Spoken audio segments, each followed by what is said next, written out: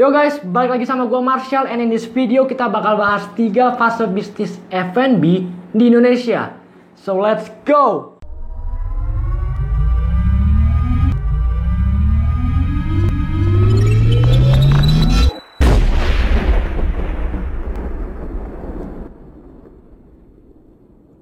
F&B atau food and beverage itu masih mendominasi tren bisnis di tahun 2020, terutama di bidang minuman. Jadi kalau kita tahu minuman sekarang itu banyak banget dan beragam banget. Misalnya cheese tea, boba, dan bahkan Thai tea.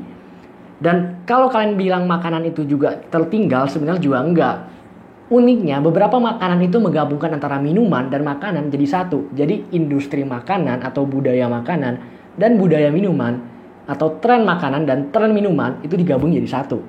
Misalnya pizza boba, sushi boba, dan bahkan Indomie boba. Kedengarannya memang sedikit menjijikan, tapi karena gue juga belum pernah coba, so I cannot judge the taste. Tapi menurut gue itu cukup menjijikan sehingga gue tidak ingin makan. Tapi I cannot judge it because gue belum pernah coba. Tapi ini juga berlaku sebaliknya. Beberapa minuman itu menggabungkan atau memasukkan makanan ke dalam minumannya. Misalnya, salah satu menu Starbucks di Jepang itu memasukkan kentang goreng ke dalam minumannya. Dikasihnya kayak keripik ya? Ini kayak keripik kentang tau. Coba yuk. Coba ya. Lagi mas.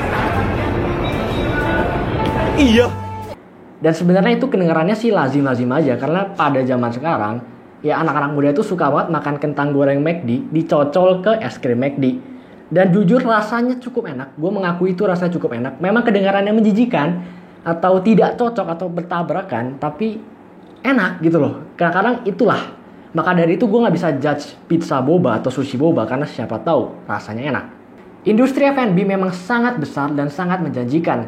Namun beberapa orang berpendapat bahwa F&B itu bisnis yang tren-trenan, bisnis yang come and go. Jadi setelah tren lu selesai, maka selesai hidup lu atau gak selesai bisnis lu. Dan kenyataannya memang seperti itu. Kita dulu sering banget lihat banyak banget brand yang cukup terkenal namun akhirnya tenggelam. Contohnya adalah King Mango.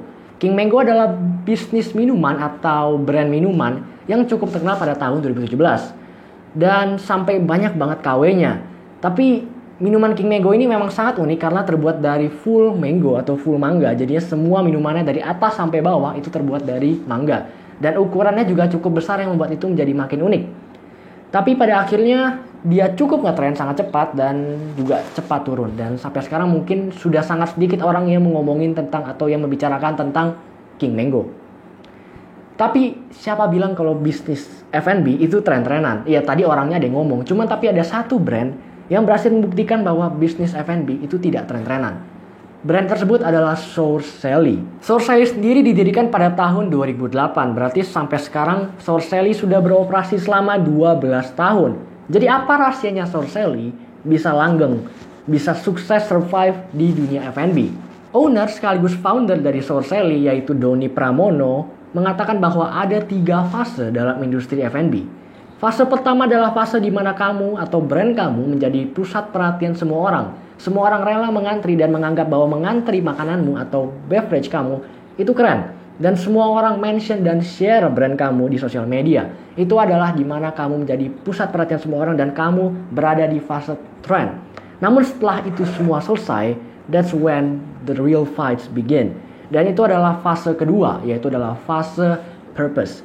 Di fase ini kamu harus tahu secara detail apa yang diinginkan atau apa tujuan dari customer memakan atau meminum brand F&B kamu. Misalnya kayak gini, semua orang tahu bahwa McDonald's atau McD itu kurang sehat dan bahkan tidak sehat. Tapi kenapa McDonald's atau McD itu selalu ada pelanggan? Jawabannya adalah karena McD tahu secara detail purpose orang-orang yang makan McD atau orang-orang yang makan fast food. Orang-orang yang makan fast food berarti mereka butuh makanan secara cepat, secara instan, dan juga mereka butuh di setiap saat. Maka dari itu, McD mengeluarkan 2 servis untuk memenuhi kebutuhan customer-customer mereka, yaitu adalah jasa atau service 24 hours dan juga ada drive-thru. Dalam case Sourcelli juga sangat secara detail mengetahui purpose atau tujuan customer mereka makan Sourcelli. Contohnya gini, paradigma orang-orang makan es krim atau paradigma orang terhadap es krim bahwa es krim itu tidak sehat atau kurang sehat. Namun Sourcelli merubah paradigma tersebut bahwa es krim itu juga bisa sehat, yaitu adalah frozen yogurt, dan mereka memenuhi kebutuhan tersebut. Maka dari itu, orang yang datang ke Sour Sally memiliki satu tujuan, yaitu adalah makan es krim tapi tetap sehat. Fase ketiga adalah fase yang sangat sulit dan saya rasa bahkan Sour Sally juga belum bisa menembus fase ini. Fase itu adalah fase culture, di mana kamu sudah menjadi budaya di suatu tempat. Misalnya kayak gini, kalau kamu jalan-jalan ke Jogja, maka kamu akan makan bakpia. Kalau kamu nggak makan bakpia, maka kamu dianggap belum ke Jogja dan bahkan dirimu sendiri belum menganggap kamu pergi ke Jogja. Karena kamu belum makan bakpia. Dan mungkin lo akan berpikir, apakah boba sudah menjadi budaya di Indonesia? Karena segala makanan itu udah dicampur dengan boba. Misalnya pizza, tadi ada apalagi Indomie, dan sushi. Apakah boba sudah menjadi budaya di Indonesia?